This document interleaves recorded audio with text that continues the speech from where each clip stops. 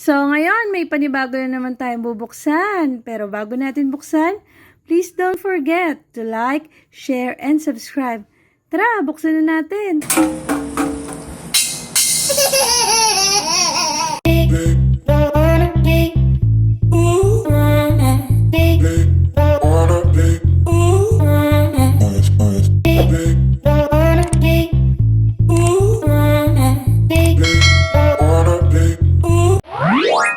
So ngayon, nakikita nyo, meron na naman tayong binili sa handyman. So, buksan na natin para malaman nyo. So, meron tayo dito binili na doorknob. Wow! Ang tatak niya ay faultless. Bed and bath. Ibang language lang to. Chambre and salle. Divine. Kama and banyo. Kama and banyo, bed and bath. ANSI grade 3. Reliable home security, easy installation by a Phillips screwdriver, will not corrode, tarnish, or discolor. 5 years finish warranty, 25 years mechanical. Ang ganda pa ng warranty nito. Tapos sa likod, nakikita lang natin dyan yung warning. Tapos may nakalagay lang na architectural quality, fast, easy replacement, installation requires only a screwdriver. American National Standard Institute compliant. Instructions enclosed. ISO 9001 certified. Wow! So dito makikita nyo yung mga screws. Tapos yung mismong doorknob nyo.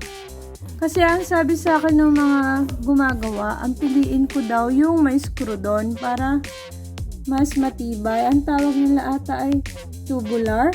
So, bali ito, yung gantong klaseng doorknob, wala tong susi. Pang CR siya. Papansin nyo dito, ayan, wala siya yung suksukan ng susi. So, pag in case na malak siya, bubuksan nyo na lang daw to ng piso or ng kutsara.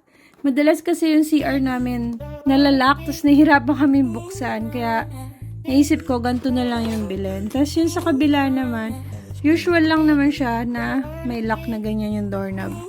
Tapos silver lang siya. So ito yung isang klase ng doorknob ng faultless na nabili natin. Sa handyman, worth 500 pesos. Yung isa pa natin, ito naman, faultless din siya, front and back. Same lang naman, 5 years warranty, tas parehas lang naman yung mga nakalagay na will not corrode, tarnish, or discolor. So, silver lang din siya, tas bilog. Kasi kung mapapansin nyo, yung kanina, iba yung shape niya.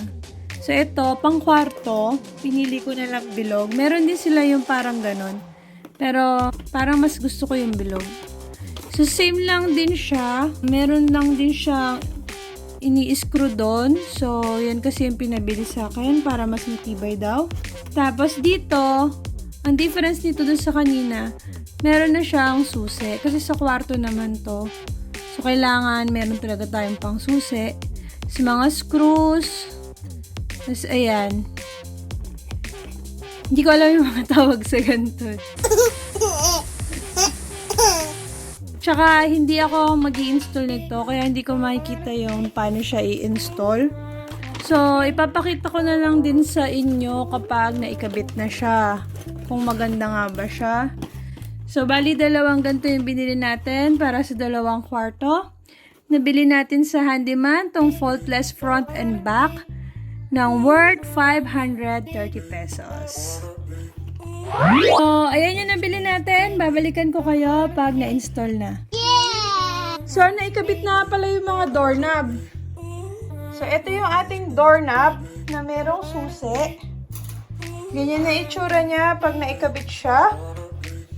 Tapos, yung lock niya, very simple lang. Ganyan lang. Pag ganyan lock, pag ganito bukas. Tapos, maliit lang siya, oh. Mas malaki pa rin yung kamay ko. So, ganyan lang. Very simple yung itsura ng ating doorknob. So, lahat ng pinto, ganyan yung ating doorknob. Pangalawa. Yan. Tapos, ito pa ang isa. Yan. Ganyan lang. Puro mga mini doorknob lang. Tapos, yung isa, yung walang susi. Ito naman siya. Ginamit natin sa CR. So, ito wala tong susi. May lock siya sa loob. Kita nyo? Pero, sa labas, wala siyang susian. So, pag accidentally walang tao pero nailock siya, hindi nyo na kailangang susian.